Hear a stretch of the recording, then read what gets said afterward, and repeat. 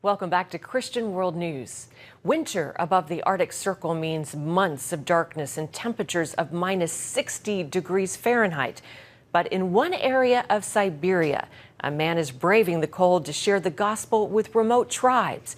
Our George Thomas brings us his story.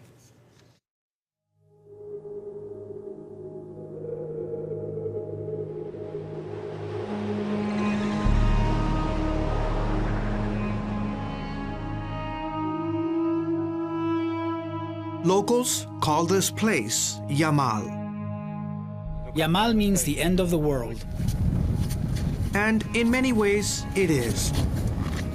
There are no roads here. People use frozen lakes and rivers to get around on reindeer or snowmobile. Latitude 70 degrees north. Longitude 70 degrees east. The Yamal Peninsula sits in the deep, frozen Siberian tundra above the Arctic Circle. So I've got about 4 layers on here. Putting on my last layer of clothing. The temperature here fluctuates between minus 30 and minus 60 degrees Fahrenheit. Never worn so many clothes like this in my life. But we're almost ready. It's a little after 6 a.m.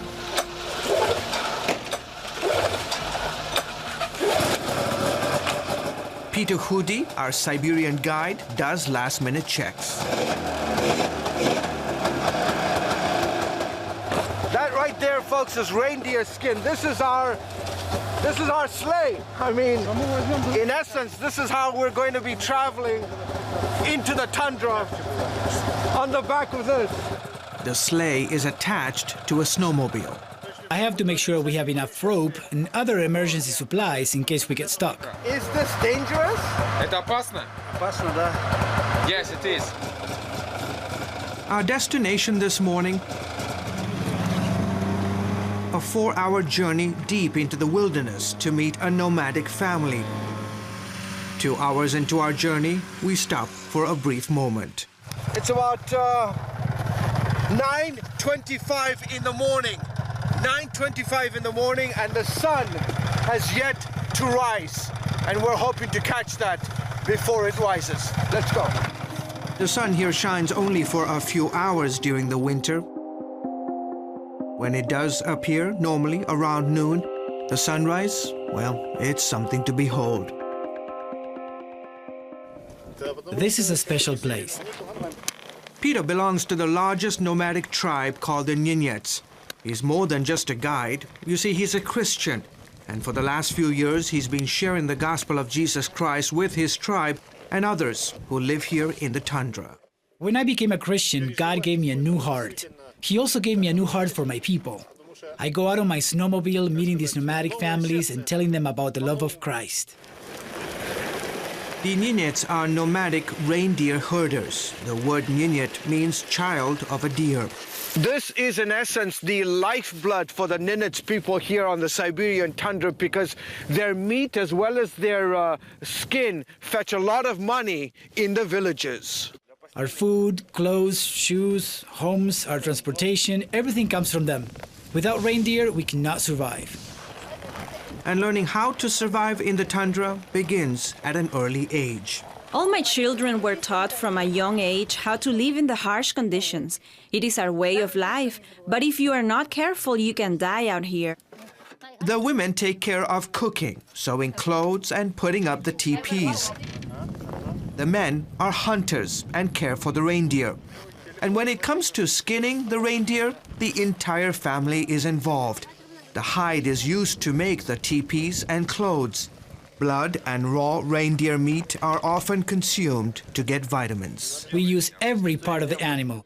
Peter is among a handful of evangelists reaching the Ninets people. He's been visiting Ustinia's family for a few weeks now. He comes here to tell us about God. We have good conversations.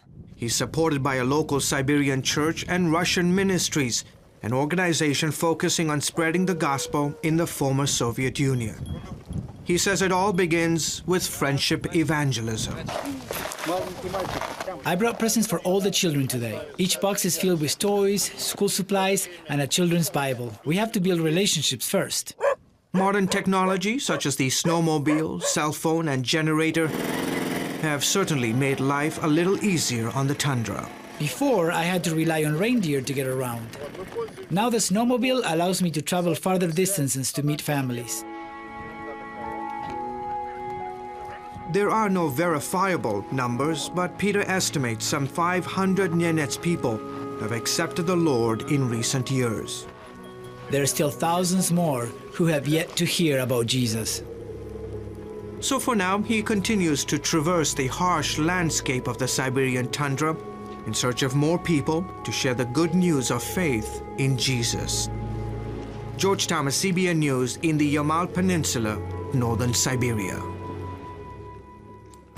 Hope George has thought out since then. Well, coming up 2,000 years ago, God came to earth in the form of a baby. Meet 4 skeptics who came to faith by asking the hard questions.